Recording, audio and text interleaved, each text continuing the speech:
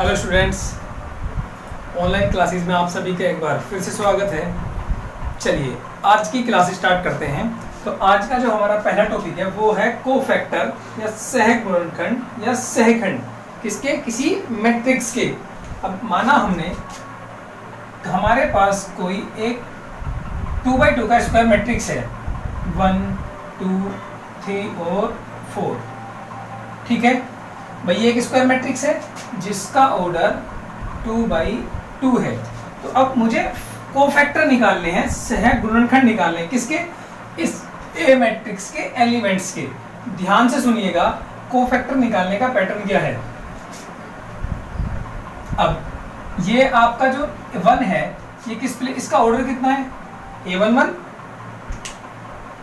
भाई जो 1 है इसका जो नंबरिंग है वो A11 है। 2 कितना आपका A12, 3 आपका A21 और 4 है आपका कितना A22। तो सबसे पहले A11 का कोफैक्टर निकालना है। A11 का कोफैक्टर या सहखंड या सहगुणनखंड बराबर कितना आएगा। अब जब सहखंड या कोफैक्टर निकालते हैं तो जिस रो में वो एलिमेंट है उस वाले रो के एलिमेंट नहीं लेने, जिस कॉलम में है उस वाले कॉलम के नहीं लेने। ठीक है, फर्स्ट रो में था फर्स्ट रो का कोई एलिमेंट नहीं लेंगे, फर्स्ट कॉलम में था फर्स्ट कॉलम का कोई एलिमेंट नहीं लेंगे। तो क्या बचा केवल आपके पास 4।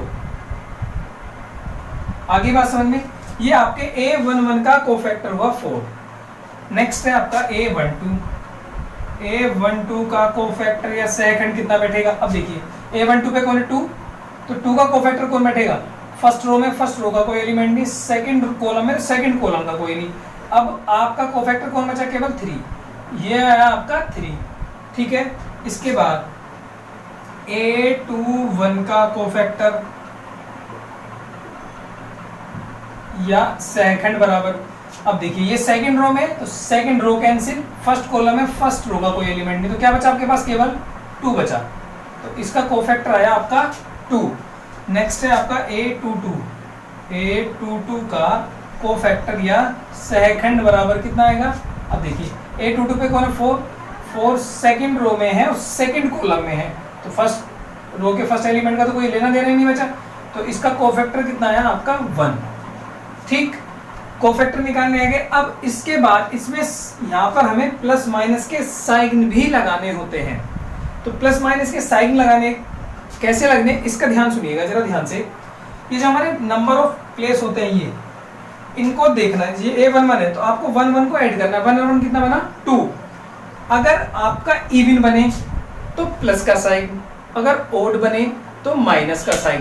प्लस का मतलब भाई फर्स्ट रो फर्स्ट कॉलम, एक और एक 2 तो इवन बना, तो यहाँ प्लस का साइन रहेगा और प्लस का साइन हम लोग यूज नहीं करते। यहाँ है 1 और 2 3, तो 3 कैसा है ओड, तो ओड के लिए आएगा माइनस का साइन। फिर यहाँ देखो 2 और 1 3, यहाँ भी आपका कैसा आएगा माइनस का साइन। 2 और 2 4, तो यहाँ आएगा प्लस का। कहने का मतलब अगर आपका इवन है तो यूज करेंगे प्लस का साइन, और अगर ओड है प्लेस तो यूज करेंगे आप माइनस साइन। ध्यान रखिएगा, जो A11 ये 1 को ऐड करना है, 1 2 2 1 2 2 को ऐड कर लिया, सब कुछ आ गया। अब इसके बाद हमारा एक उपसारणिक बनेगा किसका, A का एक उपसारणिक बना हमारा, तो उसको हम C से रिप्रेजेंट कर देंगे। आप B से भी कर सकते हैं, ये कोई मतलब इतनी टेंशन वाली बात नहीं है।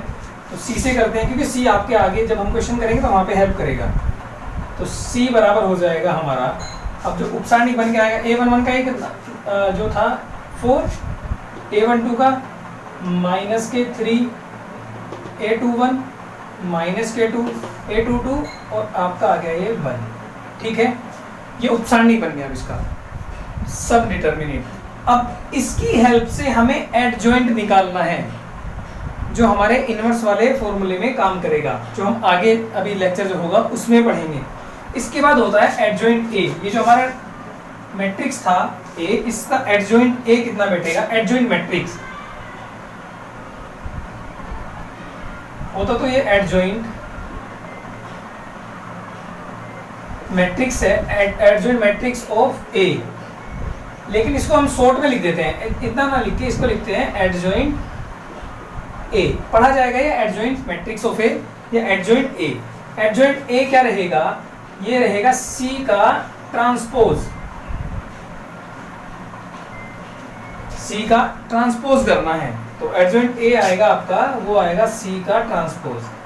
सी का ट्रांसपोज कर देंगे आप लोग तो रो को कॉलम बनाइए, तो 4 के बाद -3, रो को कॉलम बनाइए -2 और 1, ये आया आपका एडजॉइंट ए निकल के।